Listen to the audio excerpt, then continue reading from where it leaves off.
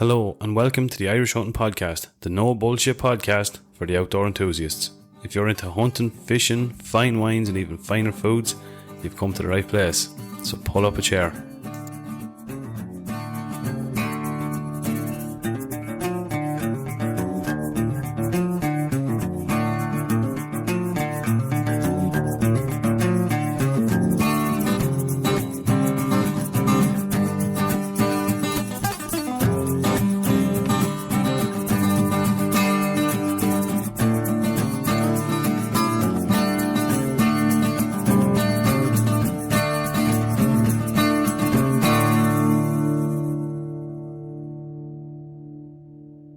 How's it going, folks, and welcome back to the Irish Hunting Podcast's episode number 76. On this week's episode, we have all the way from Syracuse in the United States, Bob Owens, otherwise known as Lone Duck Outfitters and Kennels, on to talk about all things retriever training, duck hunting, lifestyle brand, etc., etc. This is going to be an interesting one. Myself and Anthony will also be looking back on a bit of hunting we've done during the week.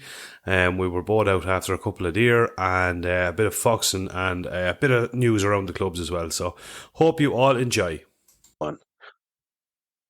We're back, lad. It wouldn't be a fucking IHP interview or of some description if we hadn't some sort of an issue. What's the story?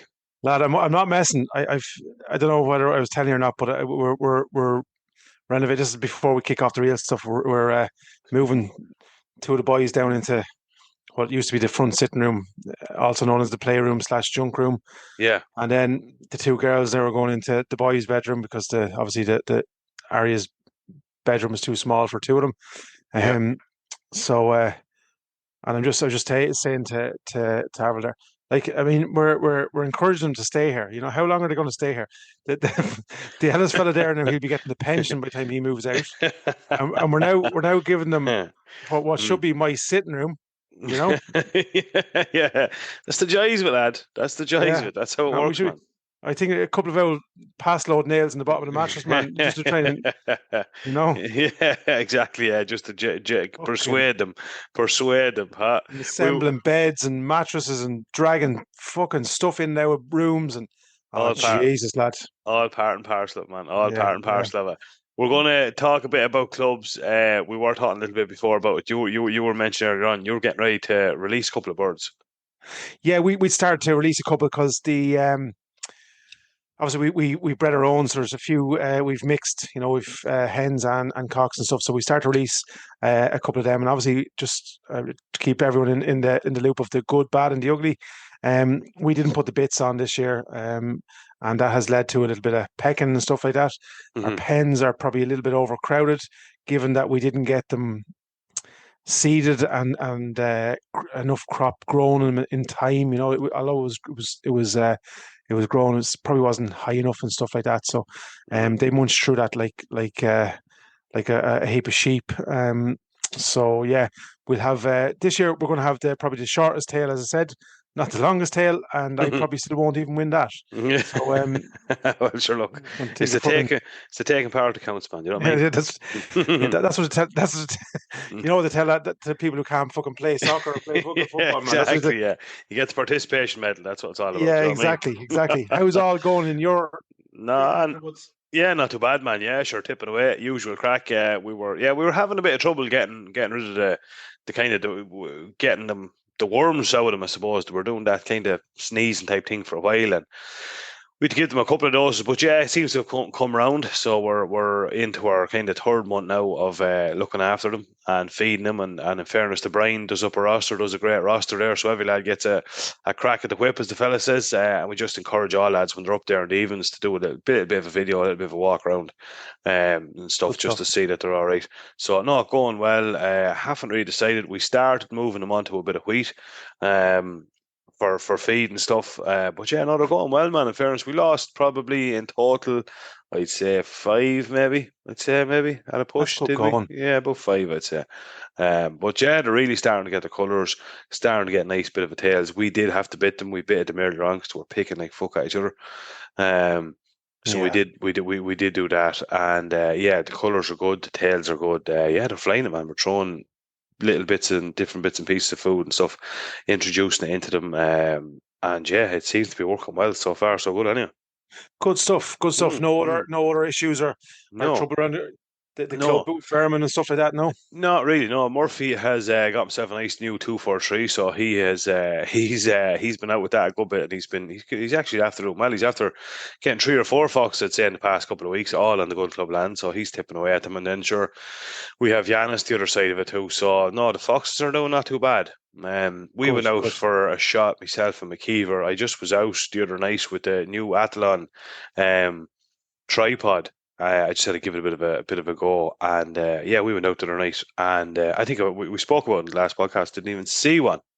Yeah. Didn't even see one. So there's probably two ways looking at it. Look, it is good. It is good. There's no point in saying different because it's on club ground, so you don't really want to see them.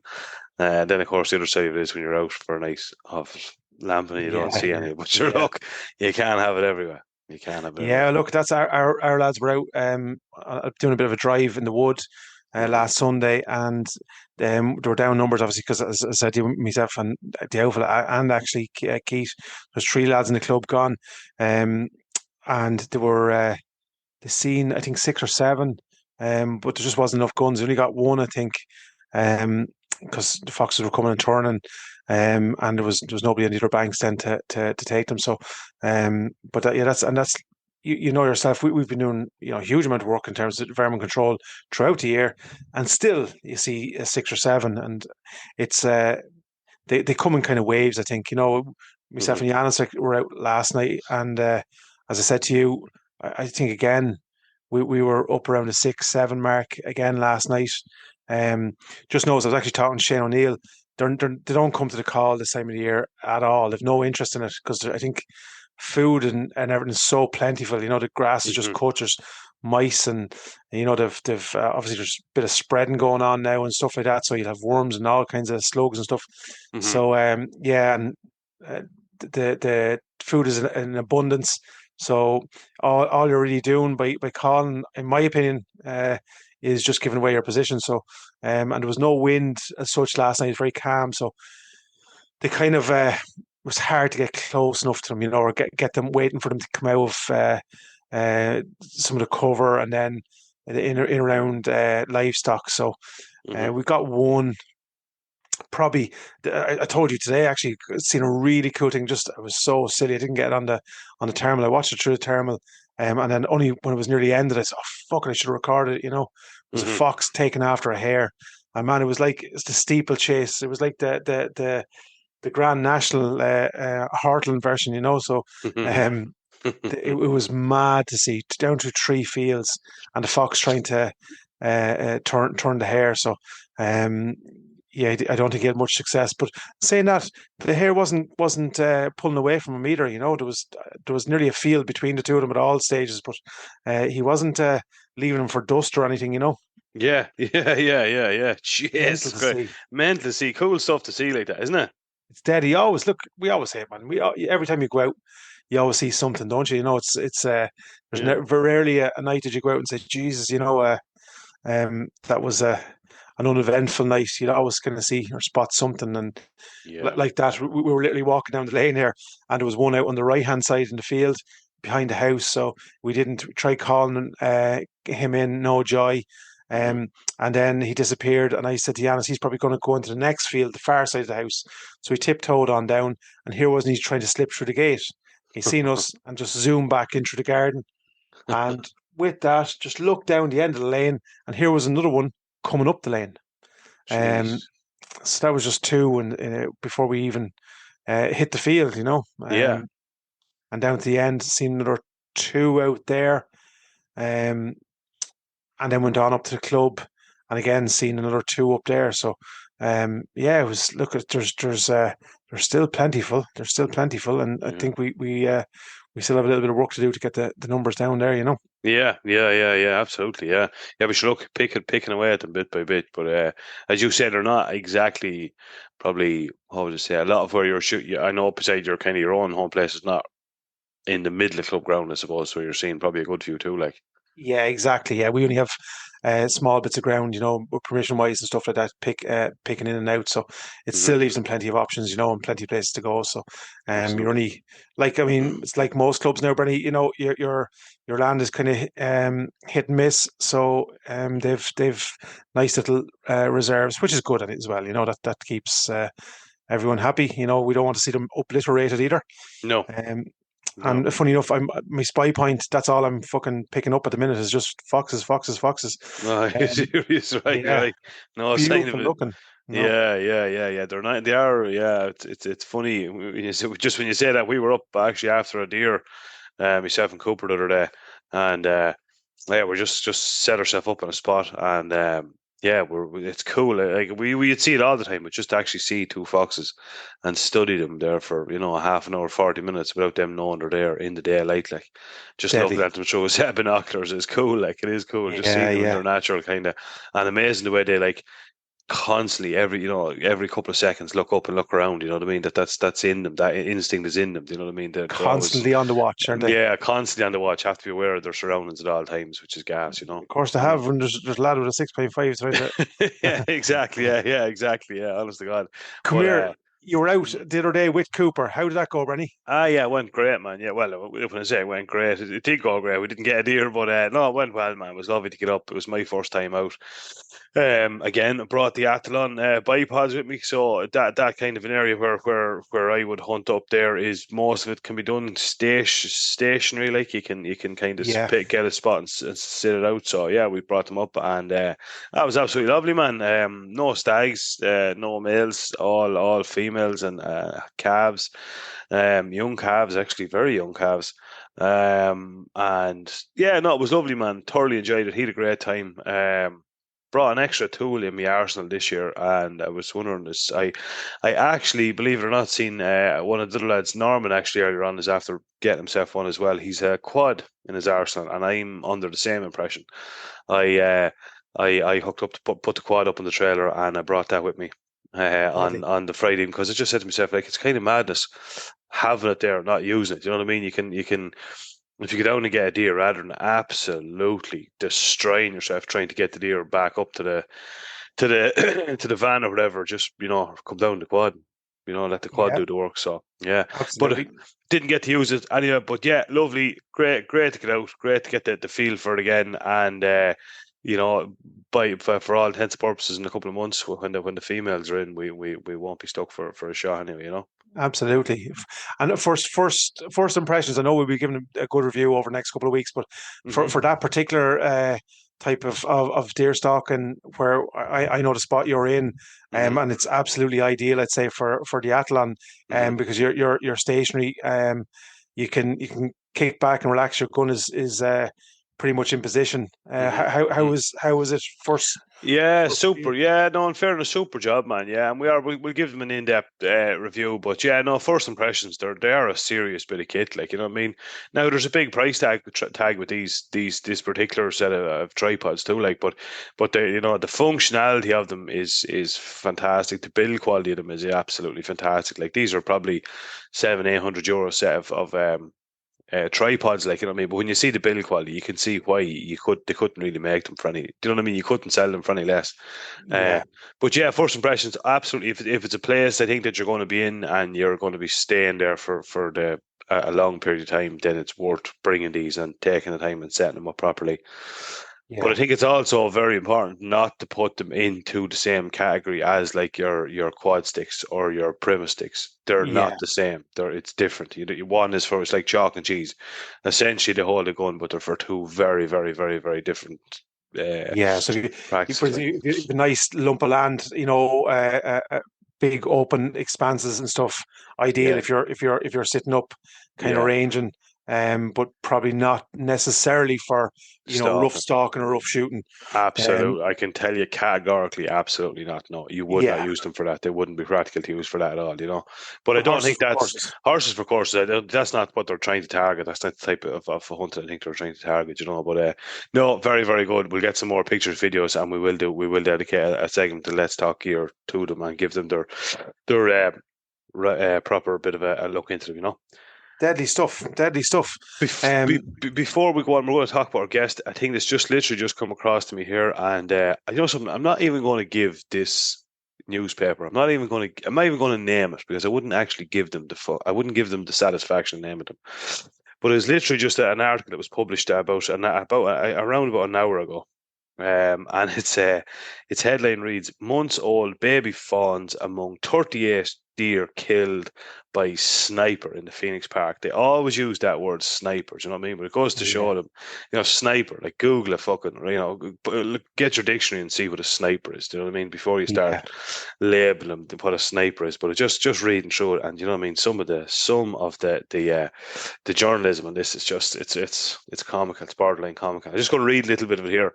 Go And on. it says, a number of baby fawns were among 38 deer killed by a sniper in the Phoenix Park during two culls earlier this year, before their carcasses were sold to meat companies for as little as €12 each. A total of 20 deer were shot dead during an organised cull on January 11th, four of which were less than 1 year old. Two of the animals were shot in the head while the rest died of bullet wounds to the chest. I'm sorry, but like talk about trying to to dramatize the whole Yeah. thing. Like, you know what I mean? The way they write that, man, is just absolutely fucking horrendous. The It is language and everything horrendous. that's used, The killing, lack, and yeah, killing and gunshots to the chest, like as if this is some sort of a drive-by shooting type thing. Do you know what I mean? and There's not. baby fawn, like Bit, that's intimating that fawn is just born. It's not like no. they're a couple of months old at this stage, and even if like they what they fail to realize there is if there's a cull and they have to take X amount of does and X amount of stags or whatever, Yeah. well then it would be worse to leave a young fawn or young um calf, without a mother. So like it's just it's ridiculous, Yeah. um, and I think everybody knows that in the Phoenix Park that they have to be culled. It's not. There's no other way because it's landlocked with roads every which way you go. So there's only a certain amount of land. Yeah. Um, and that's it. The deer cannot get to a situation where they'll keep populating that, and then you have issues then with road safety. You have issues with food availability, disease, starvation, hmm um, and all kinds of stuff. So like disease. So hmm I hmm just I don't Mm. know. It's I'd just love one of to those know things, man. the It's just, solution. yeah, honest to God, they go on further to talk about, they've talked to the OPW about prices, how much they paid this night, this, Jesus, don't open that book. no, no, but they talk about how much they paid this sniper and you know what I mean, and all this other sort of jazz and stuff. But I just think it's comical that the way they write it and stuff, you know. Well, rumor has it the OPW is looking for prices there for a deer hide at the minute in the Phoenix Park. Honest to God, lad, If yeah. any good steel crews Oh my around there, God. I just thought it was so funny. I seen a company. I think it was some of the shed companies or something. Galway. Uh, Yeah, I seen it. Yeah, did you see that? Their yeah, little garden shed for 300,000. Oh, jeez, I thought that was absolutely brilliant. That was brilliant, class. brilliant, Yeah, yeah, yeah. Brilliant, brilliant. brilliant. Only in Good Ireland, old as I say. only in Ireland, only in Ireland. But we've a very, very exciting guest coming on shortly. A man we've both been kind of following, and he's a man that'll be. I'd say he's widely known throughout the hunting community, and especially people that are into YouTube and watch as many YouTube videos as me and you do, I suppose. Yeah, But yeah, tell us a little bit about this man before we get him on. yeah. This is Bob Owens from Lone Duck Outfitters, over in the US of A. hmm And look, we've been chatting to Bob for on and off now for probably a couple of months in terms of getting him on and so on and so forth. He's hugely busy. He's obviously he does a lot of lab training, duck hunting. hmm He hosts a podcast, and what I like about this man is there's no bullshit here. It's No. very, very down to earth. He's from Syracuse, hmm um, and yeah, like he's just down to earth, and there's no bullshit. He gets it's there's no what would you say? You know the way like a lot of YouTube channels and stuff shows kind of all the good stuff and that, but hmm first Bob he kind of he shows the pitfalls when things go wrong, and even on video and stuff like that. He's it's what happens when you're training dogs. So that's what I like about him, and he's a bit of a laugh as well. I listen to his old podcast there, and he's really cool. For anyone who wants to catch up on it, Hmm. it's the Lone Duck Chronicles podcast, and there's loads of little kind of he does like hour-long episodes, and he'll do like a 7 or 8 minute kind of snippet, so it'll be like a tip of the day, or an insight into a certain part of. So it's really cool for people who are like ourselves. You might want to jump on and listen to a couple of minutes or something, Hmm. and get a little bit of knowledge out of it. So yeah, and he's that way inclined, and he's a barrel of laughs as well. So we're looking forward to having a good out chat with him, and a bit Absolutely. of crack, Hmm. and getting get a bit more knowledge. It is duck season over here, so we'll get his take on duck season over there, Hmm. and how to train a dog to go about duck hunting. Yeah, absolutely, man. Yeah, definitely. Yeah, yeah, be a good one now. I've been looking at some of his YouTube videos and catching up on a bit of stuff, but yeah, no, definitely very interesting. I think there's so everybody learned something out of this anyway. Absolutely, It's a dude. good one. Absolutely. And as you say, and come here before we go to the podcast, just a little bit of an update for you and for everybody else.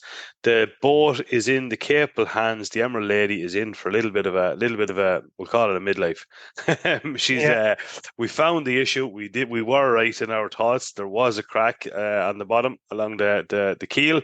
McKeever was actually able to open up the tank, fill it with water, see where it's coming out. So plan is in place, man, and she is she's yeah, underway. she's underway. So we'll be out.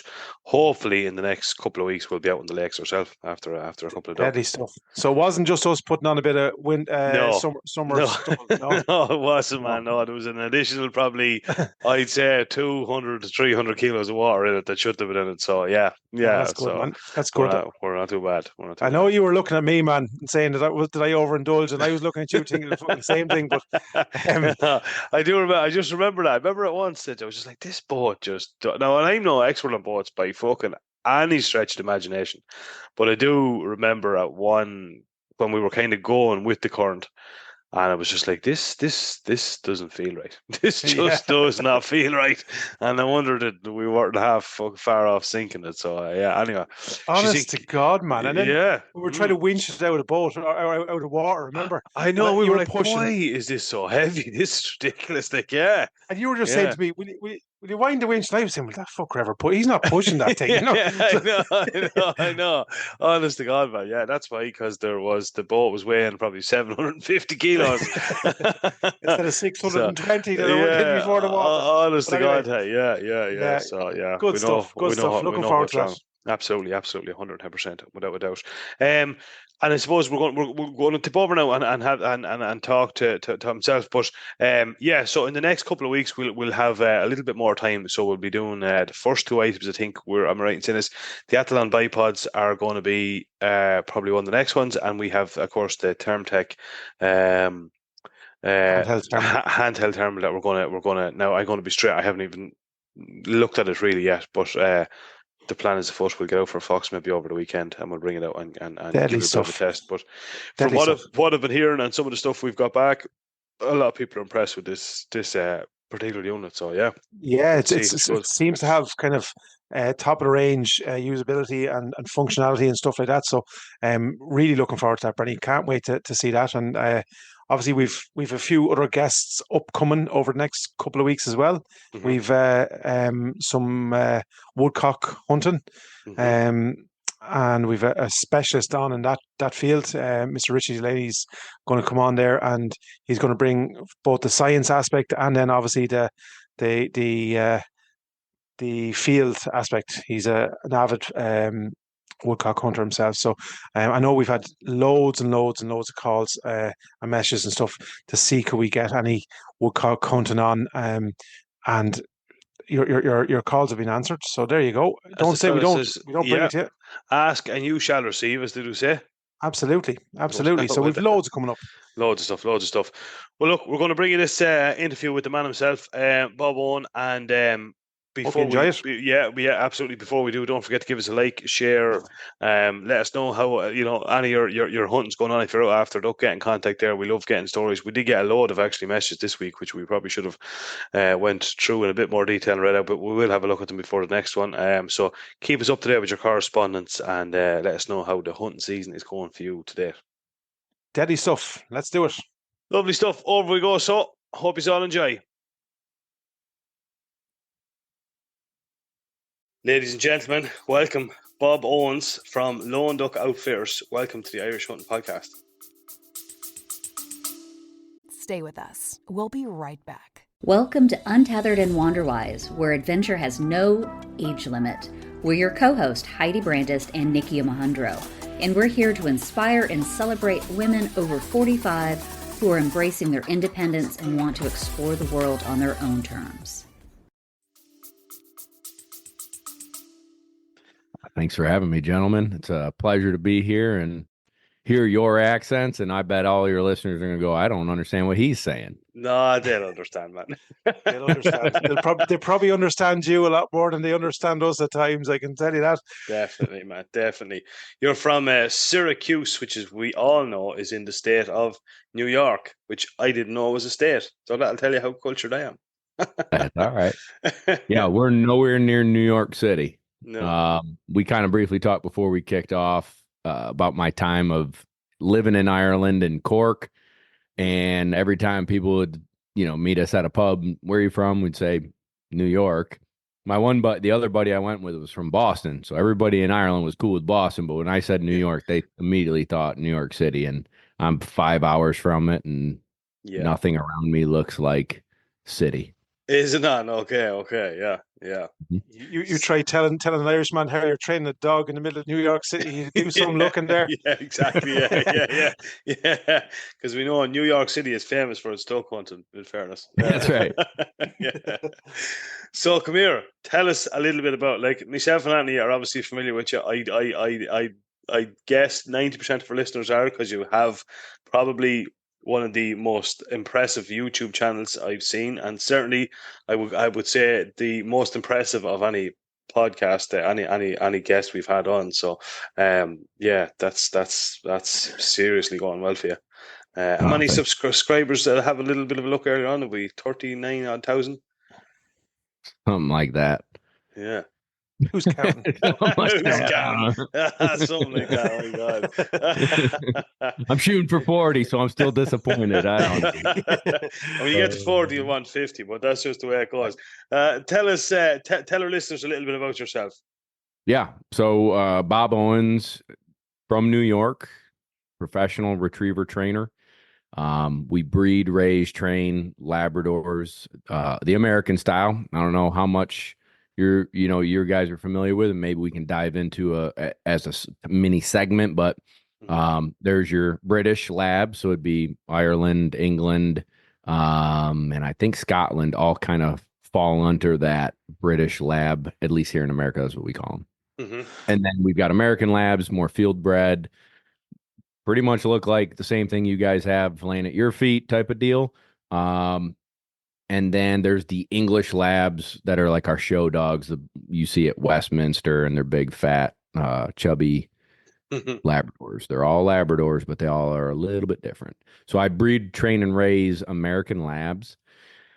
Right now we've got about 35 dogs in the kennel, and we bust our hump every day training waterfowl, duck hunting companions, as well as competition dogs. So we run AKC hunt tests and AKC field trials. Hunt tests are pass fail. Field trials are win and lose, first through fourth place type of thing. Been doing it professionally, I think, since 2012, give or take, 2012 to 13, after college and after I lived in Ireland for a little while, moved home, got my first job, and bought my first yellow Labrador, and never looked back. And then, I don't know, a couple years later, I went full time doing it. Deadly stuff. Deadly, yeah. So you obviously had a background, obviously in hunting and stuff. You didn't just I presume you grew up doing a bit of hunting, like a lot of Americans. I think it's a huge pastime out in that part of the world, isn't it? It is. So my dad grew up hunting and trapping and fishing, and he became a police officer. And so when he started seeing all the nasty stuff that unfortunately police officers have to deal with, he didn't want to shoot anything anymore. Okay. Take a life, right? Yeah. Yes. So he still loved taking us shooting and teaching us about firearms and safety and hiking and being outdoors, experiencing, the beauty of the woods. So we got good at that stuff, but it wasn't until I was about 16, 17, 18 where other friends of mine would take me hunting. And then college, when I was, 18 to 22, I got into it big time, and that's right around where it's like I've got to get a dog for this. This is a passion for sure. That's wicked. Brilliant stuff. And like I suppose at the time you were over in Ireland, what in around what timeline was that, Bob? Like what age were you when you were here? That would have been 2000. I graduated college in May of 2009, and we moved there in August of 2009. So right when the recession hit and all the construction was down, and we had jobs lined up, and Ireland actually said, like, no, unless you're an Irish person, you don't get jobs. So we had to do some side hustlings from the team I played for, where no one could know we were doing cash on the side type of deal. Yeah. So I was going out to the pub at night, waking up groggy in the morning, going and painting houses and landscaping. That's called the Irish dream, my man. Yeah, exactly. It was, buddy. It was. Yeah, you were diving right in with the Irish culture, man. That's Come here. Did you get any hunting in when you were over here? Was there did you get a little bit of a taste of any of the Irish outdoors? The only taste I got was one of the teammates we had was I don't know how to put it nicely, but like he bred dogs on the DL. Yeah. And he would ship them over to England on the DL. Yeah. And so he had beagles, and then he had whippets mixed, or like greyhound whippets mixed with pit bulls that would go and get rabbits. Okay. So he would like get the hounds going. They'd flush the rabbit and be like tracking the rabbit, and then he'd send this like super jacked pit bull whippet thing, and 110 mile an hour and shoot out and get that rabbit. So that's it. That's all I got to experience. And so actually, when I reposted your guys' story saying we were doing this podcast, a couple of my listeners and clients actually reached out to me and said, like, what kind of hunting is over there that they could potentially go and do like a family vacation / hunting trip. Yeah. So I guess most Americans don't really know what's available in Ireland either. Yeah, we've some top class hunting here. I know we were always like, it's always the glass is half full somewhere else. When you're looking outside your own, but we've a couple of different species of deer. We've obviously the traditional Irish red. We've Sika, which are in abundance in around Dublin and Wicklow, and then we fallow. And there's tales of muntjac being here somewhere, but nobody ever gets to see them. And so they're well minded, I think. They're like the Loch Ness monster. There's loads of people there's loads of talk, but no one's yet actually seen one that I know of anyway. And then we've some pretty cool duck hunting as well. We've what's called a foreshore license here, so that you apply for a license to state, and you get it for 3 years, and you can pretty much shoot on most of the state-owned lakes in the country. And then there's some other smaller waterways and stuff like that. So that's the duck hunting, and then we have some cool kind of rough shooting, which is pheasant, snipe. There's a little bit of grouse happening over here, and partridge and stuff like that. But predominantly, are those on released birds, like you would see in the British hunting, trials with the dogs, where they're doing like beaters and you would. You would. I'd per se, like, Andy'd agree. Like when it comes to pheasants and stuff and grouse, the majority of them you will be hunting would be released birds, but not in the abundance as probably some of your listeners are used to seeing, like driven shoots and stuff like that. Okay. Yeah, that's not as common over here. Like it isn't. There is driven shoots here, but I'd say as we probably 80% of people that hunt but pheasants don't do it in a driven shoot scenario. It'll be rough shooting. We call it rough shooting. It's you, your dog against the elements, man. You're walking, Gotcha. you're out through, bogs, Briars, and heather, bushes. briars, and you're trying to put up a bird and stuff. And it's class. It's hunting in its truest form, which is Very cool. brilliant, Yeah. So yeah, man, Ireland is the place to go. Definitely, come on over. So when I was there, I have this much. I guess if you're listening, you don't see how much my fingers are, but it's very minimal understanding. But my understanding is that you have very strict gun laws, and in order to have a shotgun or a rifle, you have to jump through 1,000 hoops. Correct. Yeah, yeah, it is. Now it's not unattainable. Do you know what I mean? It is possible. You do have to work for it, but it is. With everybody can get it. Do you know what I mean? But you have to be willing to put it in. The question Anthony might know this. Say the likes of, if you decided you wanted to come over to Ireland to us and we said, look, we're going to go out and we're going to do some good wildfowling or waterfowling, which I know you would enjoy. Yeah. What the process is, obviously we can bring it. I'm sure we could get you your foreshore license. There'll be no hassle there. It's getting your gun over here. I'm not sure, Anthony. You might be. Is it what? Yeah, there's a couple of things after changing this year. It's all gone. Everything's kind of gone online, and I see some of the outfitters, what we call outfitters over here, as we were just explaining off here, in the hunting guide sense. They have. I think the process is kind of slightly changed. So I'm a little bit outside the loop, but it was pretty straightforward because we've had a couple of guests on here from the Four Corners. We've had obviously Hunt and Steph come over, and I think Norman, the guides and stuff, do a lot of the application or help you go through the application, or used to. It's slightly changed now where the actual the person who's coming over to hunt has to do a lot of that paperwork themselves. And I've seen a little bit of back and forward. So I'm not entirely sure as to the exact protocol, but it is most definitely, it's very attainable.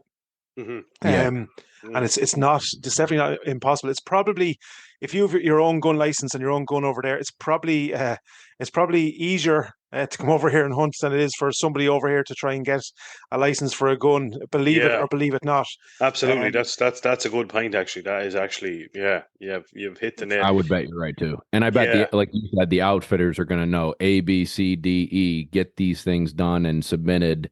And fine. Absolutely. Yeah, they'll have it all. Yeah. Now, someone from America could come over and hunt a stag. Do you know what that would run someone?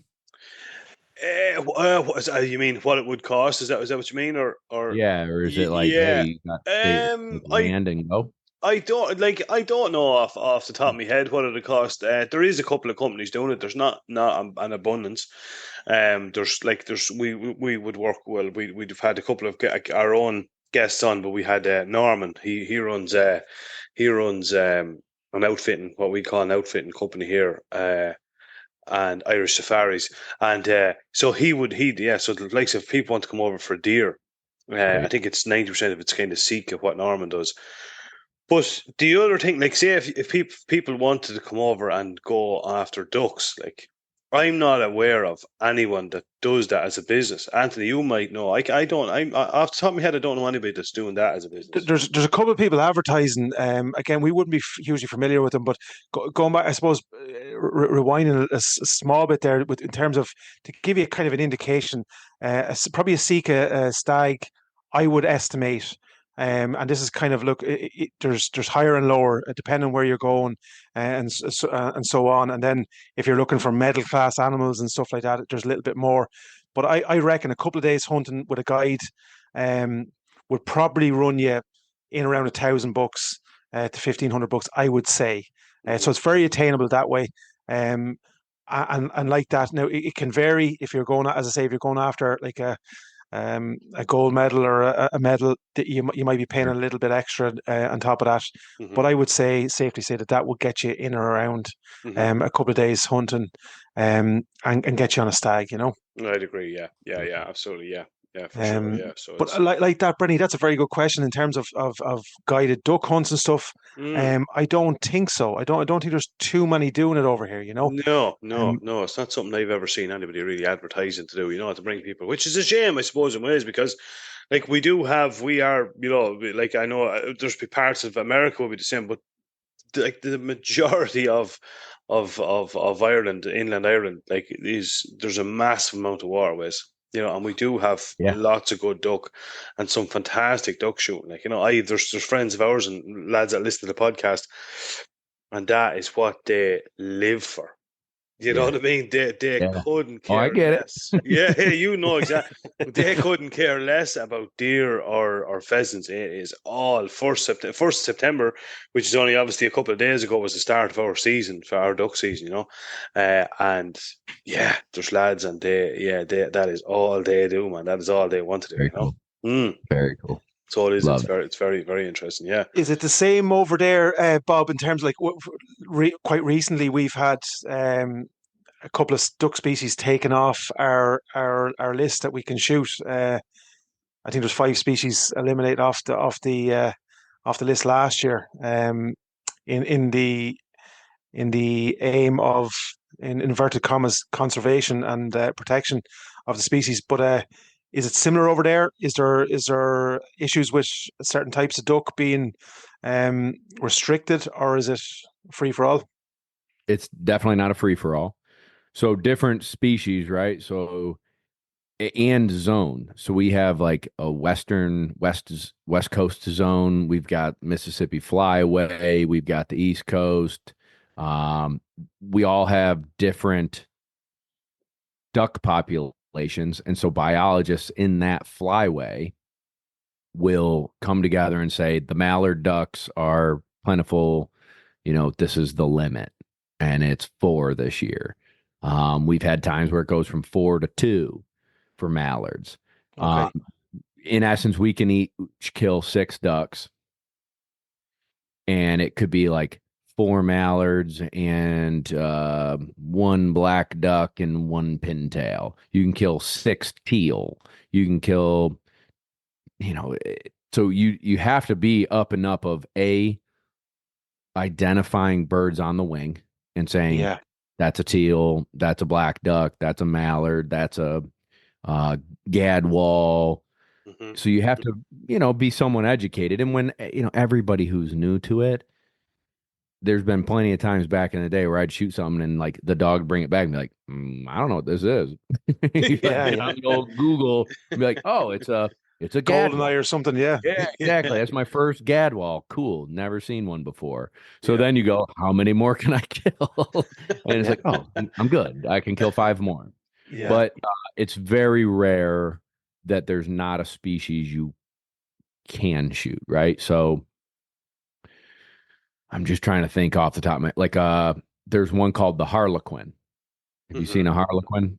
No. It's No. they're definitely in Alaska, but once in a great while, and you maybe Greenland and Newfoundland and that area, you'd see them, but once in a great while, one will get lost and it'll be in New York, and people will be taking pictures of it and whatnot. If you accidentally kill that bird in New York, you're screwed.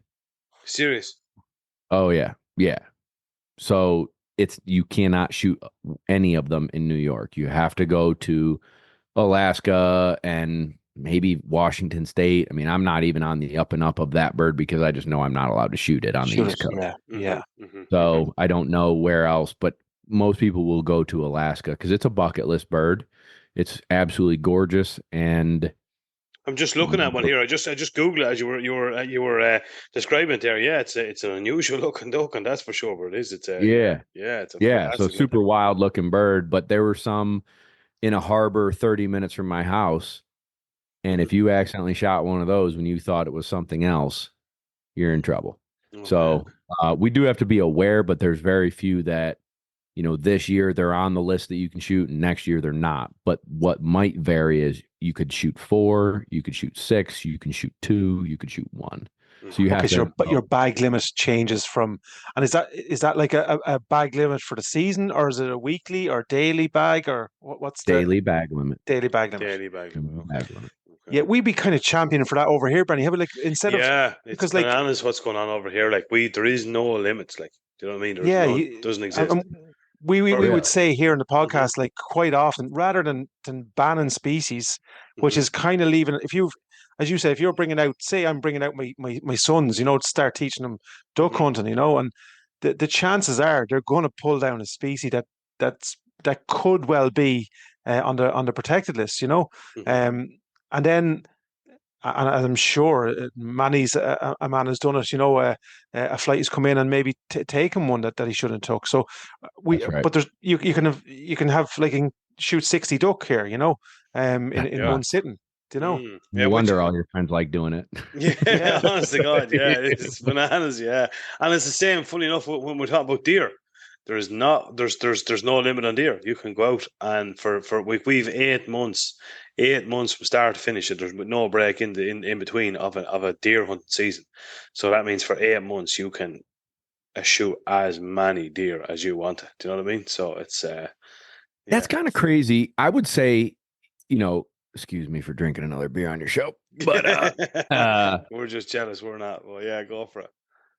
My thought is, I think America in the 1930s started conservation. I mean, we wiped out so many species and put them in the brink of being in trouble that in the late 1800s, it was starting to get noticed, early 1900s, and then Theodore Roosevelt really kind of started spearheading saving land for everyone, right? Yeah. So it's conservation land. It's land that if you come to America and buy a tag, you can go and hunt it too. Yeah. But I mean, it's for everybody. And it's acres upon millions of acres across our country are never to be sold to anyone. Public land, right? But then during that same time, they're going, man, we used to be able to shoot as many deer as we want, but now there's hard to find deer. We used to shoot millions of turkeys. Now it's hard to find turkeys. And so we spearheaded and over the years, hired government agency biologists and conservationists to figure out what's a safe population of deer in given areas of the country. And then let's manage it so that it's there all the time for people. Absolutely. Don't let it get too big because then disease happens. Don't let it get too small. And then disease happens because they're inbreeding too much or you get a hard winter or a drought and it wipes them out, right? So they're managing it. And so to hear that, you could go to Ireland and whack 60 ducks, it's like, dang, that'd be fun. Or we could go to Mexico. Mexico and South America is renowned for wing shooting, and I don't think they got limits either. So people can shoot a boatload. And it's like, I'd rather shoot 6 or even let's say 10, because 10 or 12 would be sweet. But just be a little bit limited where tomorrow in the future they're there. Correct. Getting into trouble, right? Yeah, and we'd be kind of similar to that. We'd be championing that. Like we don't have that kind of system here. Obviously, we don't have the history. Our state is obviously relatively new in terms of the breakdown of colonialism and so on and so forth, and we got independence and so on literally just over 100 years ago. So obviously we're kind of new in terms of the conservation element, and we've taken little snippets from other people, but unfortunately we've put in charge of our hunting, we have anti-hunters in charge of the hunting community. So that doesn't go well, and there's loads of conflict of interest there, obviously. But we do, and in America they do it kind of right. All the money that's generated from hunting goes back into, as you rightly said, their research, conservation, rangers. All the good stuff that we want to see happen to make sure that they're shooting there for the next generation. But Have you guys talked about that on the podcast about Americans and how we get taxed for hunting? We have, yeah. Yeah. We've talked to a few guys there, yeah. And like that, as far as we know, a huge percentage of the money generated from a lot of clothing, hunting equipment, license, all goes back into the real conservation and the protection of wildlife, which was cool, Yeah, Absolutely, yeah. Mm. I think we all get bad raps, that we're shooting things so that it's like blows people's mind who don't understand hunting. It blows their mind that we actually care about the resource Mm. Yes. and like love it, right? Like I love watching ducks. I also Yeah. like shooting. Yeah. Such a paradigm for people to comprehend of like, well, if you love them so much, why you got to kill them? It's like, it's not just about killing them. I'm not just No. killing them. Yeah. I'm enjoying the dog work. I'm enjoying time in the duck blind with family and friends. Enjoying new places. I'm traveling to different states and regions to explore and try and figure out what the ducks are doing in those regions. So it's so much more than just pulling the trigger and getting a duck. No, Yeah. I agree. I think like another thing we've mentioned this a good few times over the podcast with different people, and I think there's one thing, if you're to say what is one thing that all people that hunt, whether they hunt ducks or geese or deer or rabbits or whatever, what's the one thing they all have in common? And every one of us love wildlife. Yeah. And people say that doesn't make any sense, but we love being out in wildlife. We spoke just before we come on, myself and Anthony, about I went on a deer hunt the other day, and at the present moment of time, female deer are not on the cards; they're not in season yet. But it was just absolutely, it was just lovely to sit there for half an hour and look at a hind and her calf, out in the field. You know what I mean? And the calf running around. So you would be hard pressed to find people in anywhere in any that love wildlife more than people that hunt. That's why we do it. We love being out in it and stuff. We say it's the most expensive free meat that you ever get. Yes, that's right. Yeah, exactly. Yeah, you're right. Walk 6 weeks in the pursuit of a stag, and maybe more in some cases. And you've a rifle on your back, a couple of grand's worth, and ammunition and clothing, and yeah, exactly. Yeah, to get that free Yep. meat. But yeah, look, that's what it's all about. That's what it's And all then about. think about, okay, you get a stag. That's a lot of meat. You get a couple ducks. That's a lot of money for not much. No, definitely exactly. not. No, I know, but it's and it's just something about, I think with the duck hunting myself, it would be one of my favorite. Like when it comes to shotguns, the use of shotguns, if it's what my favorite, it would be after ducks. There's just something about being on the water as well, and I don't know. There's something just. I don't know what it is, I always it gets the blood flowing, when it's duck season and you're getting on the boat and you're getting out in the water and it's still dark and you're waiting for the sun to come up and then the ducks start to move. Man, that's absolutely, I love it. I absolutely love it. It's my favorite type of shotgun hunting, Want to touch as well, Bob, if you don't mind. Like you obviously have, along with your brother Kevin, the Lone Duck Gundog Chronicles podcast, which I've been delving in and out of, and we were just chatting before actually you came on. We kind of love the format. I know you do a couple of kind of longer episodes, and then you do like little snippets, little 7-8 minute bursts, which is really cool. It's a cool idea. Thank you. Thank you. Yeah. I just came up with it this year. We had been talking about how do we make it different? How do we add value?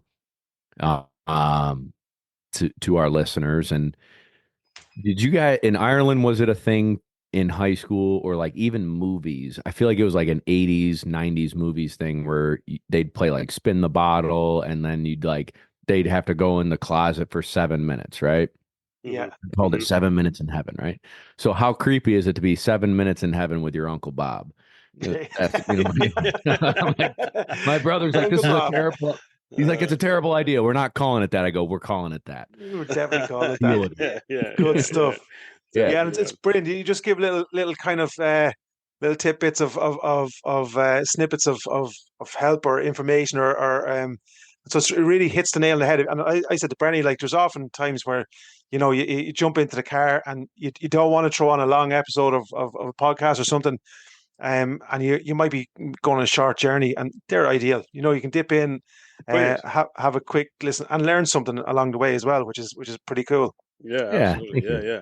Yeah, I Yeah, love that. I love that format. You know, it's guys. We obviously we're doing podcasts as well, and just something I did occur to me there during the week. Like I love Joe Rogan podcast. I listen to, me but too. I actually genuinely don't know if I've ever actually finished one of his podcasts because do you know what I mean? And even with the ones with Steve Vernell and stuff on it, and Matt Hayes and not Matt Hayes, Cameron Hayes, Yeah, they're 3.5 hours long, man. Do you know what I mean? And yeah, they could spend 40 minutes talking about MMA in the middle of it, which means absolutely fucking nothing to me. But sure. yeah, I have to agree with Anthony. I love your format the way you have it, man. It just keeps it interesting. It's good. Thank you. So We have a good going time. back to probably the your YouTube channel, and for everyone who's living under a stone, you'll find it on YouTube. Lone Duck Outfitters. How, like, again, I'm not trying to blow smoke up your backside or whatever, but what kind of probably separates you from a lot of the YouTube videos and stuff we previously watched is like dog training. It's like ballistics. I sometimes, some dog trainers are very, what would you say, like, you know what I'm talking about. If you're looking at, ballistics and rifles and stuff, and they're going into real, you keep it nice and light, very easy or user friendly, very, like, for ticks like me, stupid, very simple.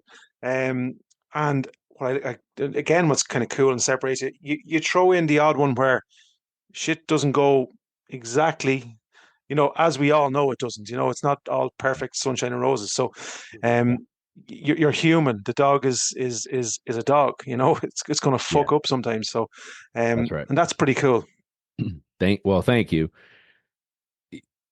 When I first started doing YouTube,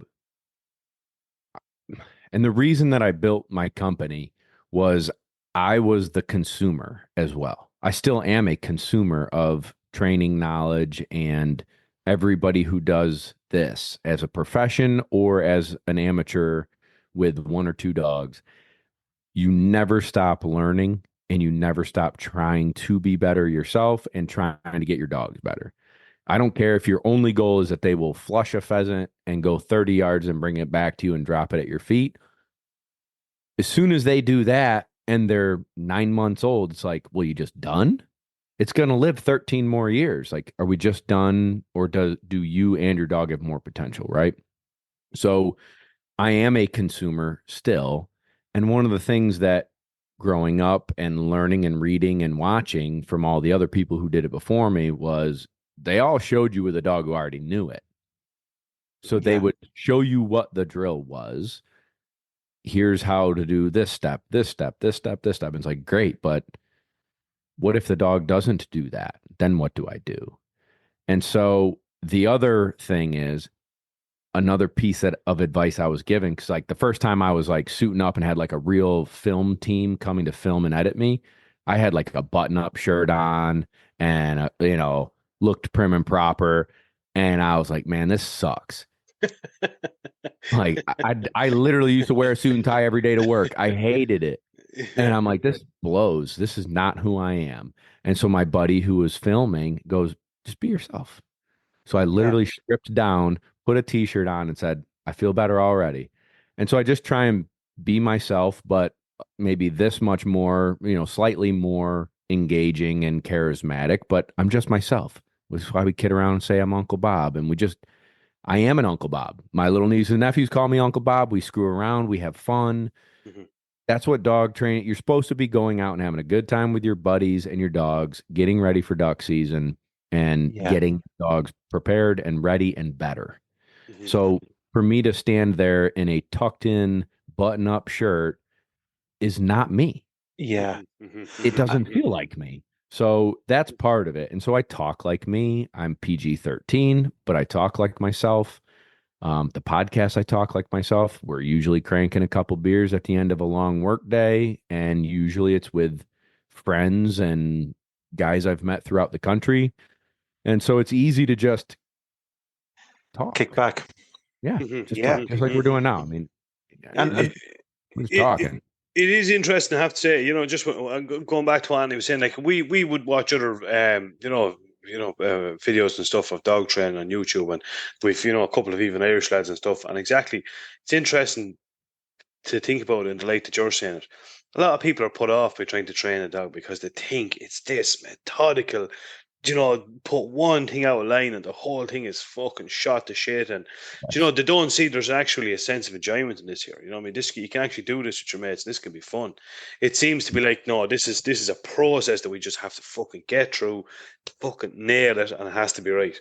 But as you're describing it there, that's not what it is. You're half the part of it is the fun. You have to enjoy doing it. Yeah. And even I have to remind myself of that too some days, right? Like it is my job. Not every day do I get up feeling like, boy, I can't wait to go out there and monkey with dogs barking and, whatnot. I mean, there are days it's a job. But for the most part, if you just kick back and remember you're standing outside, the dogs are doing what they enjoy doing, you should be too. And it just makes you relax a little and just, if they have a good day, excellent. If they had a bad day, whatever, we're doing it again tomorrow.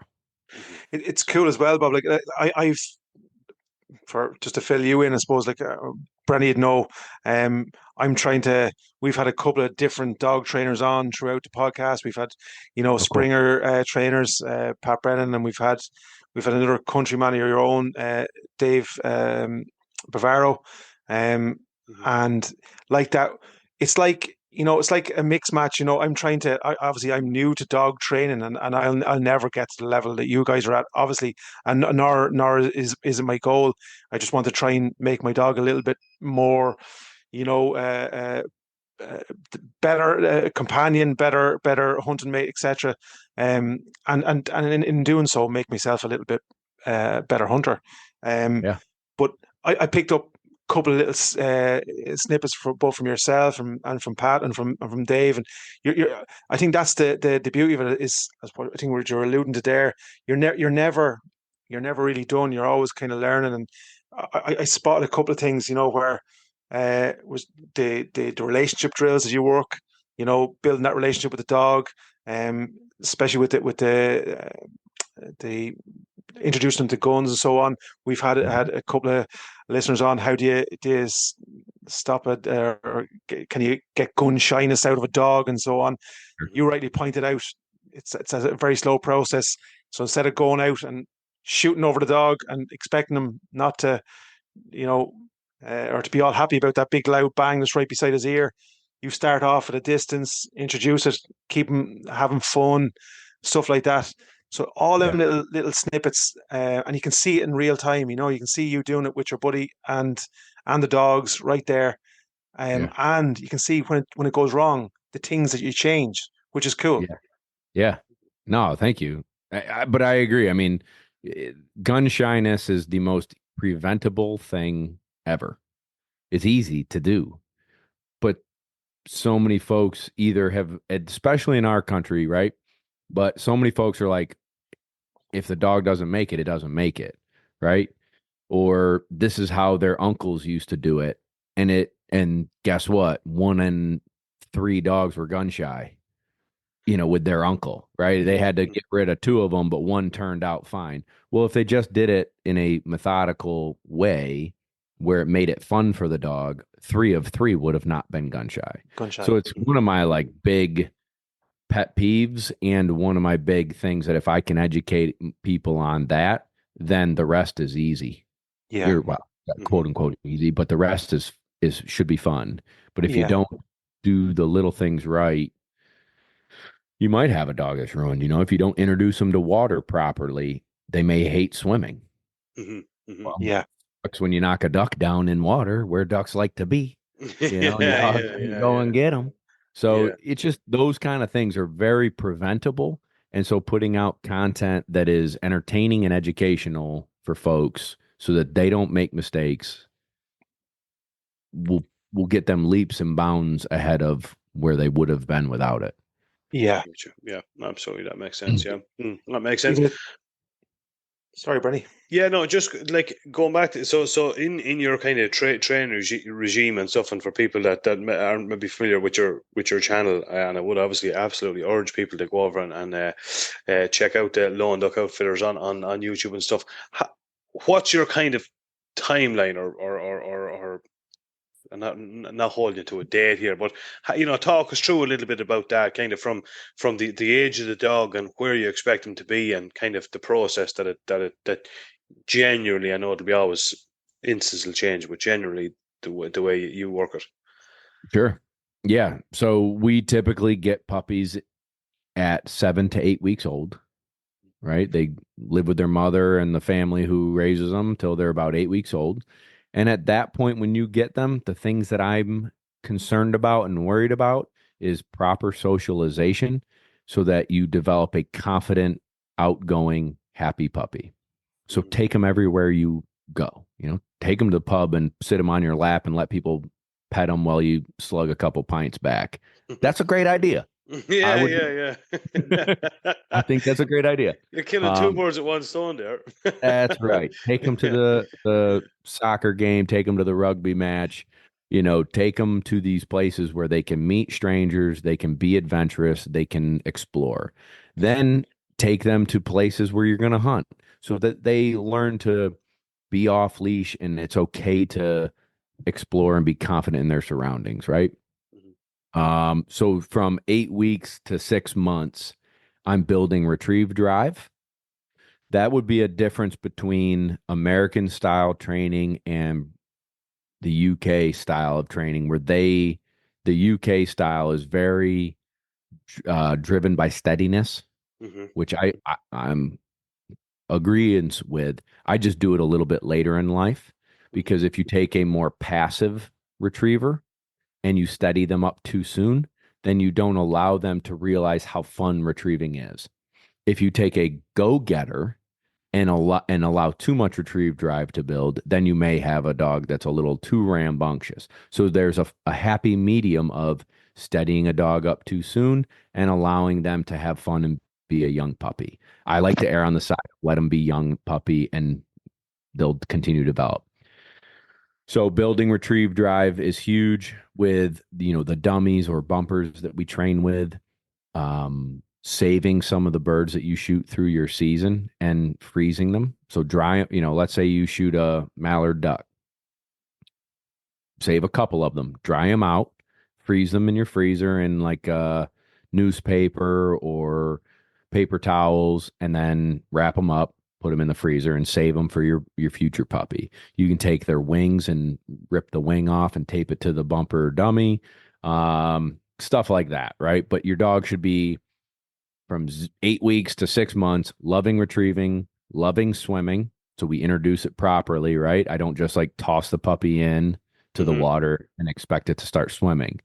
That's kind of common for people who don't know. Just pick them up and carry them in. As soon as you set the puppy down, they're going to haul butt back to shore. It's just natural instinct. I'd rather walk into the water and have his favorite toy that I'm going to throw him. And that favorite toy and me being in the water is going to encourage them to follow me in. So now his curiosity and some of that retrieve drive that I've built draws him into the water on his own accord. As soon as he enters the water, I'm going to reward that with the retrieve, which I've built and he loves. I've built that retrieve drive, right? Yeah. If you carry them in and set them in, they haul back to shore. So all they think about when they get in the water is, I better hurry up and get back to land. Yeah. Not what we want, right? So I've built in 8 weeks to 6 months, I've built a confident, outgoing, social, retrieve-driven, water-loving, bird-loving little machine. And during all that, I'm using treats and leash to do my basic obedience. Coming when called, sitting until I tell them to do something else, go on to a place or kennel command, go on to something and sit there and be patient, go lay on the dog bed and hang out for 5 minutes. That takes a lot of mental discipline for a puppy to do. And I don't expect my 8-week to do that, but I might expect my 5-6-month-old to go and sit there while I'm making dinner. Things like that. So I'm not asking 20 minutes out of an 8-week-old. I'm asking 2 seconds out of the 8-week-old. And over the next 5 months, I add duration and distractions and difficulty. About what age then, Bob, would you start introducing like check cards and stuff like that? Am I jumping the gun a little bit, or are you? You're good, bud. Um, I think check cords are an exceptional tool. I think check cords on a more passive puppy can distract them too much and hinder the task at hand. So let's say we are in our yard and we throw a bumper or dummy. What do you guys call them, bumpers or dummies over there? Dummies. Dummies. Dummy. Yeah. Okay. Yeah. So we throw the dummy and the dog is, it's soft. They're wimpy. It doesn't mean they won't make it. So don't give up, right? Like I've trained plenty of them. They're more sensitive. That on a sensitive dog, that check cord under their feet kind of getting tangled up may diminish some of that retrieve drive and take away from what you're asking them to do. So I'm going to take the check cord off, and I'd rather them frolic and not bring it back to me right away because there's other things I can do to encourage them. Take my baseball hat and whip it on the ground and flap it around, and they all of a sudden think that's cool. Or I might pull from my back pocket another dummy, and they see that and they bring that one to me, and I reward them with another retrieve with that one. But I would say on average, 4 or 5 months, I'm going to start adding the check cord because their legs are a little bit longer, they're a little bit stronger. And I'm using treats to encourage them to come back to me. I'm using bumpers to encourage them to come back to me. And I'm holding them to a standard of when I say to come or here, I've got a tool to kind of reel them in and then pay them for doing the right thing. Good stuff. Good stuff. We've heard kind of like we've had, as you said before, we've interviewed a couple of dog trainers, and there's been, look, everyone has their own style, their own way of doing things, and it's an evolving science anyway, as we just said. Yeah. What, your thoughts on e-collars as a training tool? We use them every day. Every day. Every day. Are they allowed in Ireland?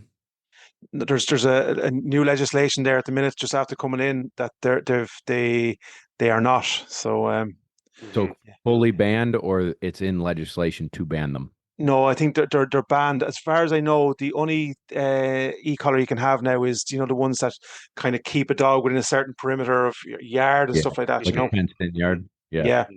Those are harsher.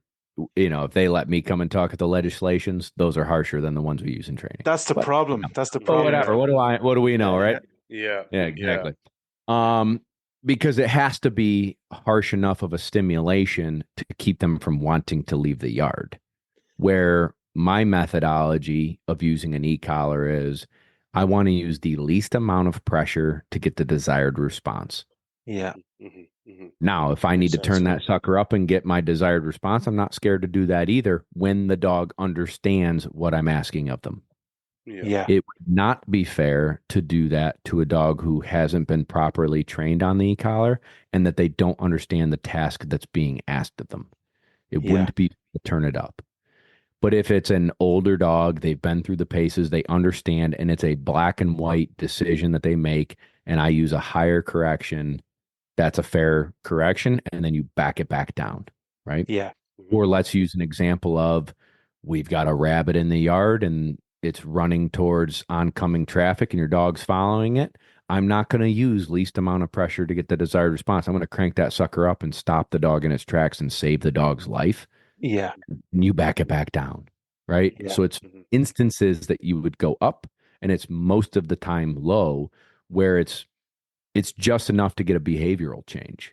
So you're trying to get to notice a subtlety in what you want it to change its direction, or to pay a little bit more attention to what you're trying to yeah. So let's break it down for folks a little bit simpler, right? So I tell my clients there's different types of pressure. There's leash pressure. I can just do a little tap on the leash, and if that's the least amount of pressure I need to get them to walk at heel and be nice and not pull me towards the bicyclist or the cat walking across the street, if all I need to do is flick my wrist and they fall back into heel and life is good, that's what needed to be done.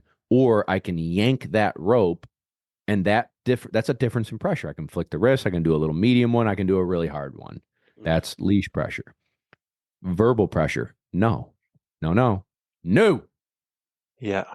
right? I can scale my verbal pressure to get the desired response. Physical pressure, when they're babies and they jump off of the place board, I'm just going to, guide them back on by the collar nice and gently and then pay them with a treat. Well, when they're 6, 7, 8 months old and they've been doing this for 4 or 5 months and they know what I'm asking of them, I might grab them by the collar and lift them up a little bit more and place them a little bit more firm. Yeah. So I can scale that physical correction. And also dogs learn from physical corrections. Think about a wolf pack, right? If they're eating at a carcass, the alpha eats first. And if one of the subordinates comes in and tries to take a bite of food, that alpha is whipping that butt. Or if they're getting a little annoying, right? If puppies are playing and being too annoying, the mom is going to nip them and it's dog psychology, snaps them out of it and calms them down. But they understand physical corrections. They don't really understand our words. We teach them to understand our words. And tones. Sit to them doesn't mean anything until we've repetitioned taught them what sit means. Butt touches the ground. So you got verbal pressure, sit, or like no, leash pressure, flick of the wrist, or a good yank. Physical pressure, gently, putting them back or touching them on the butt to get them to sit, or grabbing them by the scruff and saying, sit. I said it. This is the 30th time type of deal and you're 6 months old. And then there's collar pressure. So I'm going to use the least amount to get the desired response. It can basically be a tickle. And how I also equate it to people when they're real nervous about it is if you've ever gone to in Ireland, the physio, physical therapist. Yes. I saw a bunch of those while I was playing rugby over there. Good dude, by the way. I forget his name. But anyways, it's called a TENS unit, and it's like those little pads with cords, wires hooked up to it, and you can turn it on and you can turn it up, and it like tenses your muscles. Yep. That's what the e-collar is. Okay, so all of it's not electricity shooting lightning bolts into the dog's neck. It's just a stimulation that tenses the muscle, and you can turn it up and you can turn it down. Funny enough, just before we come on, it's ironic, we were talking about language being used in certain articles and in terms of wildlife and stuff. And you're buying that exact machine, I know exactly the machine you're talking about. And on the label or on the box that you'll see, stimulates the muscle. That's what it said. It doesn't say this machine will electrocute you or shock you. Yeah, exactly. Yeah. So, but when the what would you say, the animal rights, the beautiful people in animal rights over here were banning e-collars. The terms electric shock and distress and were used for exactly the same, probably less. We put them on our own bodies and shock ourselves and call it stimulation. Right. That's exactly right. So I can use a light stimulation to where they just feel it and I can get a behavioral change. And that's how I teach it, right? So if I'm teaching sit or hear or heel, I'm using low level so that they think about it. And then you can turn it up a little bit. And now they got to think through a little bit more, in essence, stress, but they can think like, oh, I know what he's asking of me because I've been taught it. He has taught me since I was 8 weeks old till 6 months, 7 months old, what here means with a check cord, with treats, etc. They understand it. But when they're babies, they get distracted by sticks, smells, whatever. That check cord the e-collar becomes that check cord. It's an invisible leash where instead of tugging on the check cord, I can give a low level stimulation and the dog goes, I've been taught that command. I've been taught what the e-collar means. I've been taught how to turn it off.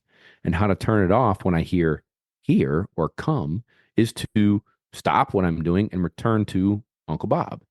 And as soon as they start making forward progress to me, I'm cheering them on. Good dog. There you go, bud. Easy peasy. I'd probably argue the point, Bob, that the e-collar is probably less intrusive than if a dog is going full tilt, and you have a check cord on it, and it runs against itself. I would suggest that's probably slightly more uncomfortable than a little bit of a buzz around the neck. But yeah, we're not going to change the attitudes of people who don't want to listen. But No. yeah, and look, it's probably not for everyone, and say la vie, but Mhm. I can most definitely see the benefit. And I think dogs are in the headlines over here a lot lately with dog attacks and people and stuff like that. And it's Mhm. Well, it probably would have been better if they were on an e-collar. They would have listened when their owners called them. correct, Yeah, correct. You know, absolutely, yeah, absolutely. Yeah, for sure. Yeah. I've So my Jo- thought real quick on that too is, you know,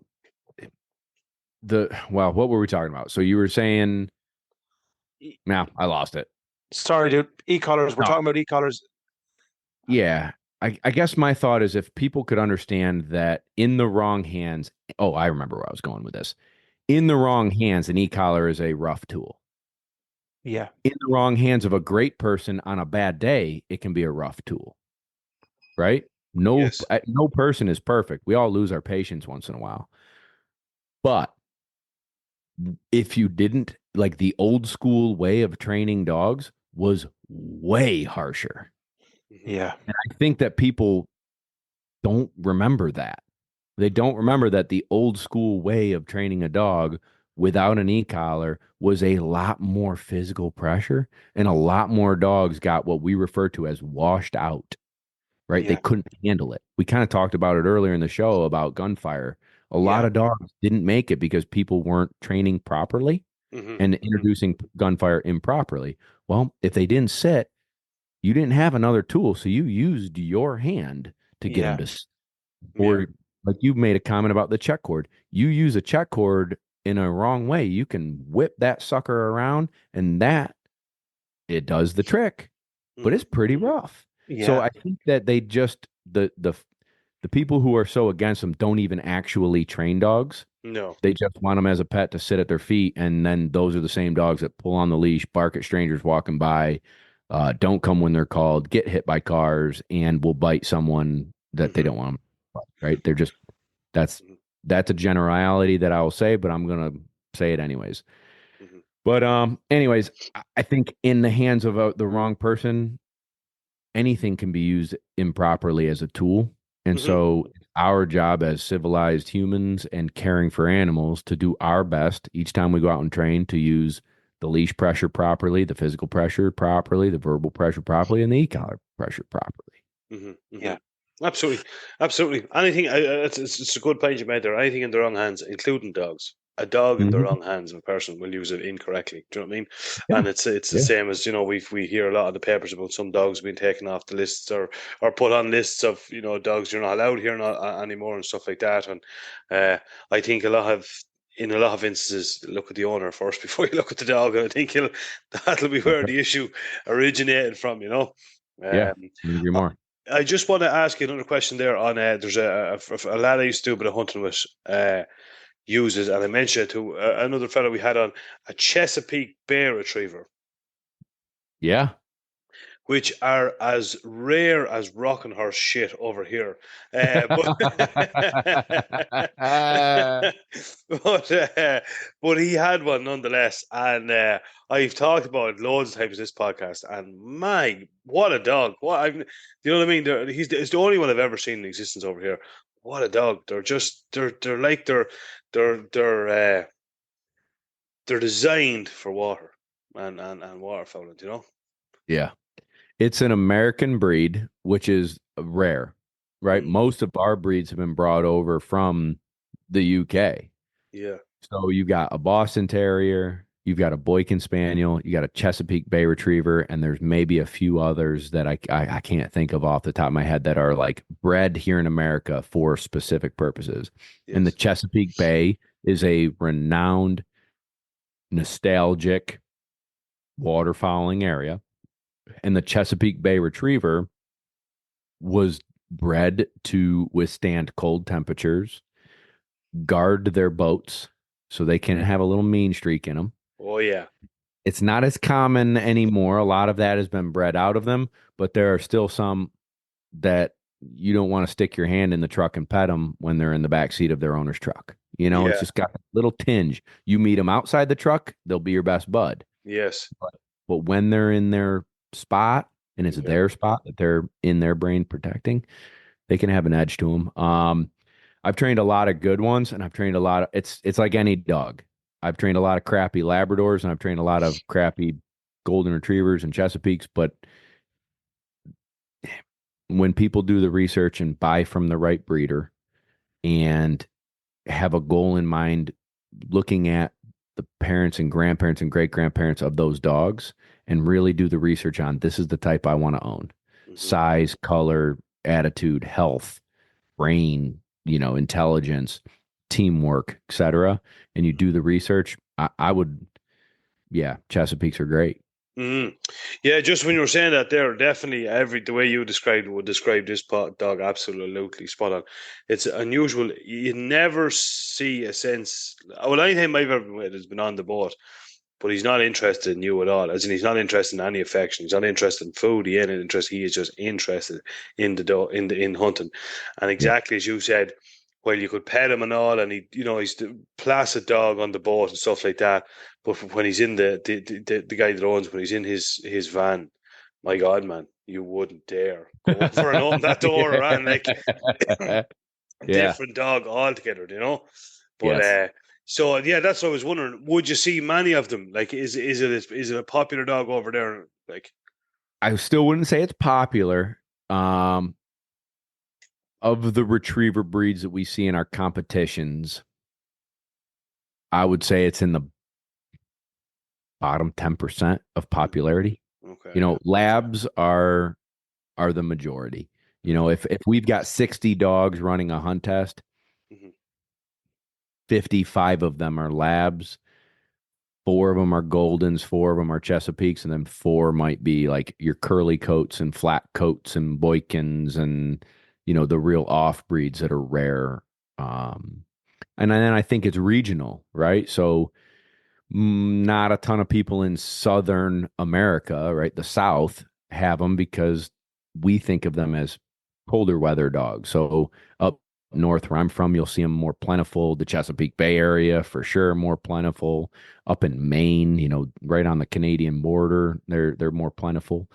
So it's those kind of regions that people kind of stick to that nostalgia of the breed. And they're beautiful dogs, man. I'm thinking of one in my head that I trained. She was one of the best female Chesapeakes in the country. Just lucky, like knock on wood, man. Literally knock on wood. She was so good. And she didn't have a mean bone in her body. Super docile. Loved her job. Great coat, just like a burly Mm. badass. I loved her. Yeah.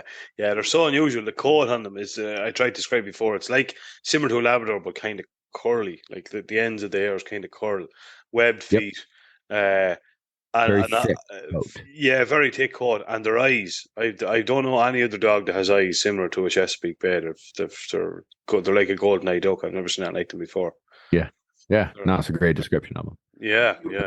Cool dog. We're saying there as well, Bob, like just in terms of water and water retrieving and stuff like that, we kind of mentioned, getting the dog into water, which a lot of lads, their total training experience was, as you say, getting the dog and literally tossing into a thing of water. But the detail you go down to, I seen a couple of videos where you've actually had a boat out of water, and you're shooting the dummy into the water, Yeah. and that's obviously to build up the confidence and getting their favorite toy obviously out into the water, and they're jumping out of the boat, familiarizing themselves with the boat. Do you find that a beneficial technique, or Think about everything in dog training as building blocks. So if you are going to mostly hunt out of a boat or a canoe and you just take them there and expect them to understand the finished product of what it looks like, they don't have the foundation to fully comprehend it. They may know how to retrieve, but do they know how to retrieve out of the boat after you've paddled it, thrown decoys, and all that jazz? So we'll put it on land where it's more stable. It's a more comfortable place to be. And even that takes them a few repetitions to figure out, oh, it's okay to be in here. Oh, and then I get rewarded with the bumper or dummy by being in here. And then they don't naturally know how to get back in, so you've got to teach them. Then you take them for the paddle and or fire up the engine and use the boat. So you want to build your foundation. Think about building a house, right? You've got to build a strong foundation. Then you put up the walls, then you put on the roof, then you furnish it. Actually, before you furnish it, you're painting the walls and you're putting in the carpets and the floors. And you know what I'm saying? Like, you can't just take a dog that's a Labrador and bred for hunting and yeah, they like to play ball in the backyard and go and then just assume it's going to go figure out a hike into the marsh in a boat, and you shot a gun that's super loud at first light darkness, and it sees something splash and it's just going to go get it and bring it to you just because it plays ball in the backyard. So it has to learn all these things foundationally through a process to where they can't screw it up. Do it so many times in this scenario that they're flawless. Now add more. Now add more. Now add more.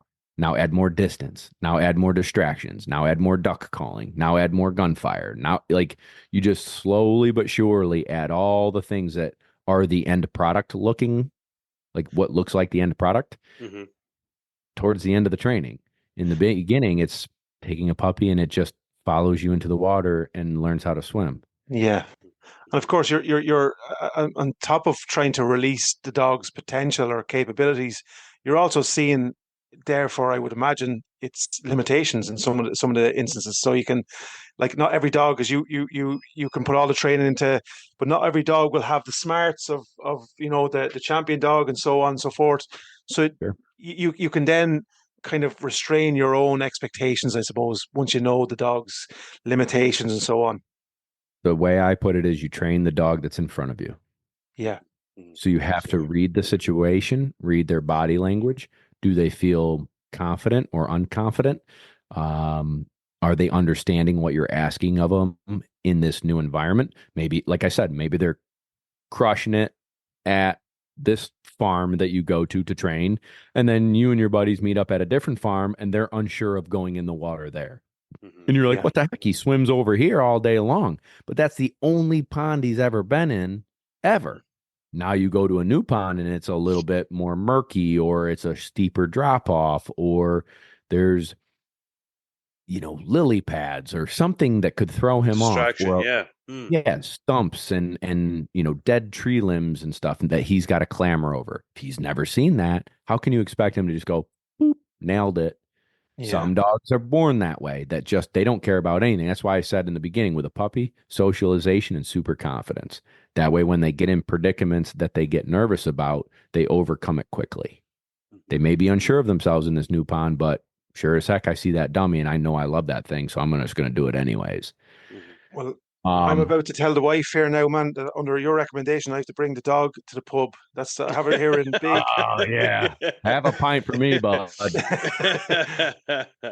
Dog training 101. Dog 101. pub. That's what it's proper socializing. I like that one. That is wicked. Yeah. That is wicked. What kind of puppy did you get, Anthony?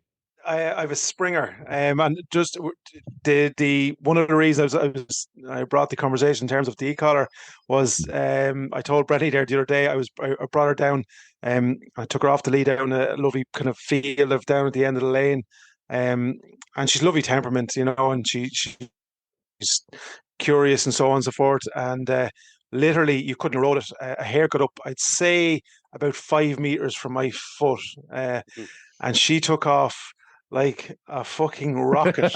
An 18-stone unfit Irishman running around the fucking field trying to get her back. When she got tired of messing, she came back, but she knew exactly what she was after doing. But I said, if I had a little collar there, that would have saved me a whole pile of fucking heartache. Yeah.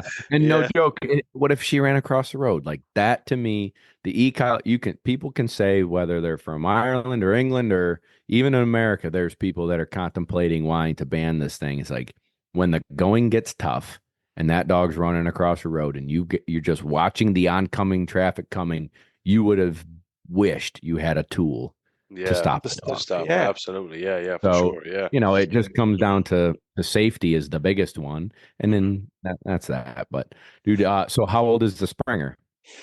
She's coming up on a year. Very Um, good. yeah. So like I have her again. One of the problems I have her in the garden here, and I have her retrieving. Um, but she gets pissed off really easily. So she'll do, 8, 9 retrieves, and then I'll throw, and then she said, "No, I'm not bothering my ass with that," and she'll have a nose at the hedge or something like that. So I find it hard. If you have any tips, in keeping her interested. Yeah, absolutely. Quit before she does that is my first tip. And that's for everybody at any age. You have to read the dog, and we as humans get so excited, like, hey, I went to work all day. I'm so excited to go take my dog outside and train. And so we overdo it, especially the Yeah, one dog person, right? Like you finally get home and you're like, this dog's so excited to go out to work. Let's go. So you've done 8 or 9, you throw that 10th, and then she screws around and does whatever she wants and got distracted. You have to kind of leave them. You want them to want more.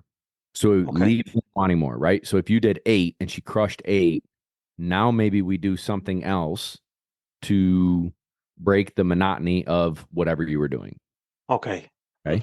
Hmm. And Hmm. then you can use, get her to do place or kennel command, and you're doing that, then reward her with another retrieve. So she's earning those 8 or 9 instead of just going back and throwing in the same location. Now, as soon as I just said the same location, that popped into my head. Dogs get bored doing the same thing over and over again. So if you said the garden, whatever that is to you, if you go there every day for the last 8 months of this dog's life, and that's where she gets to train, it's not that exciting anymore. If I yeah, eat steak every day, I'm going to get tired of eating steak. I need a little change up.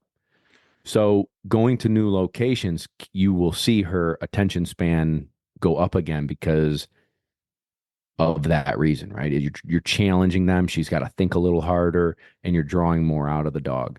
But the yeah, biggest thing people do is push the dog too far, too much, too many days in a row.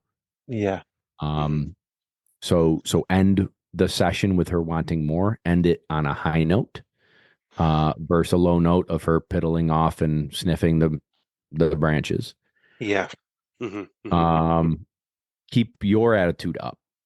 A lot of folks are very, if you've watched my videos, you've probably seen me sound like a high school cheerleader or clapping yeah, my hands, whipping my hat around.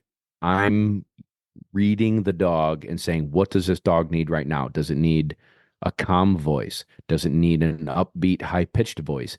Should my movements, like, do I stand a little more stagnant or do I move around and have them chase me a little bit? Right. Like if she goes out and gets that dummy and starts to kind of fart around and lose, or like have some distracting moments, if you just like yell real loud and start running away, she's going to follow you.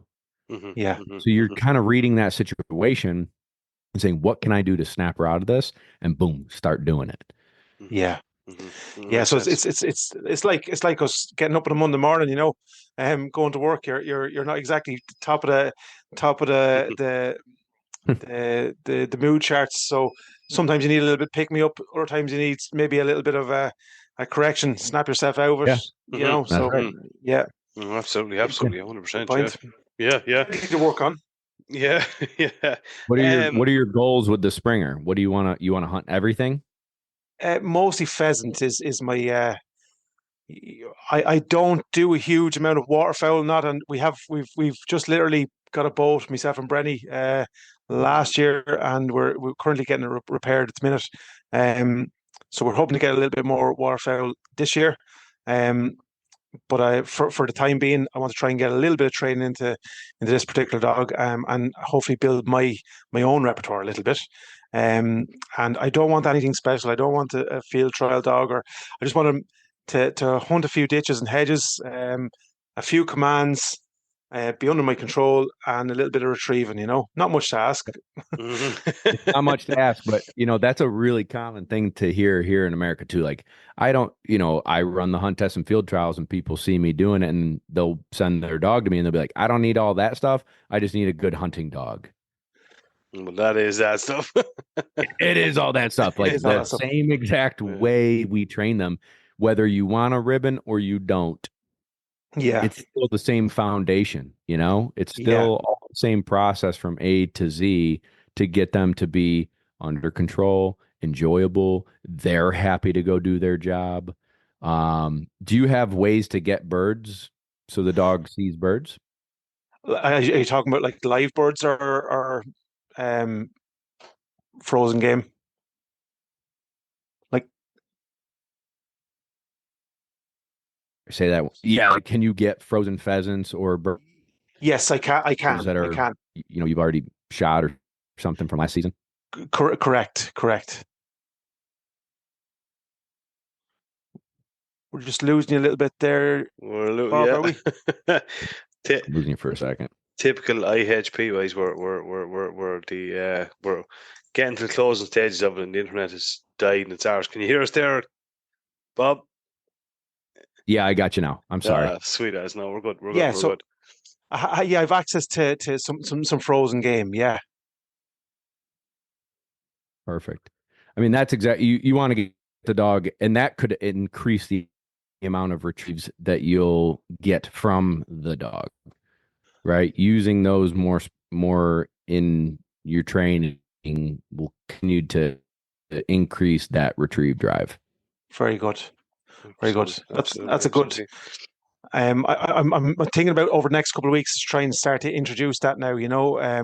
As I said, I wasn't expecting her to come across the hair so quickly, but probably glad I did. It's just and it's good to see. Obviously, she's excited and fun and all that kind of stuff. But I probably need to try and start doing a few little different things now. Keeping it a little bit fresh. Probably a little bit repetitive with her at the minute. Mm-hmm. Of course, I'm learning as well, so that's probably not helping her too much. You'll be okay. I would love to have seen you chasing after her and she chasing after the Man, hair. I was like a gazelle. Like a gazelle. I would have loved to have seen that. Bob, here's a question for you before we wrap it up for your American listeners. They may or may not know this one. Do you know the difference between a hare and a rabbit? A hare is bigger. No. A hair bigger. No. You can pull a hair out of your arse, but you can't pull a rabbit. Your American listeners, they might enjoy that one. That's a good one. Yeah, we better wrap it up. It's been absolutely unreal. I think we probably should have done a part two, but we might just have to get you back on again, I think, because there's still I have about 15 questions here that I want to go through as well. So we definitely we'd love to have you back on again if you'd grace us with your presence. I'm in, man. Just tell me when and I'll be here. I appreciate you thinking of me. Appreciate you inviting me on your show. To everybody who listened, thank you so much for tuning in, because, you listen to three dudes talk about the things we care about, and we hope we made it entertaining. It was great. Absolutely, man. Here to that, yeah. And for all our listeners out there, head over to YouTube and check out the Lone Duck Outfitters. You'll definitely learn something, and keep doing what you're doing. It's brilliant. And if you're coming over, give us a shout, man. And just about to say it. Yeah, for some hunting. Yeah, I'm gonna do that. There's direct flights from all the airports around New York and JFK and all that to Dublin. So yeah, man, if you're ever coming over, I'm itching for a nice pint of Guinness, bud. They're just not the same over here. No, they're not the same anywhere. You have to have them here. I will say that.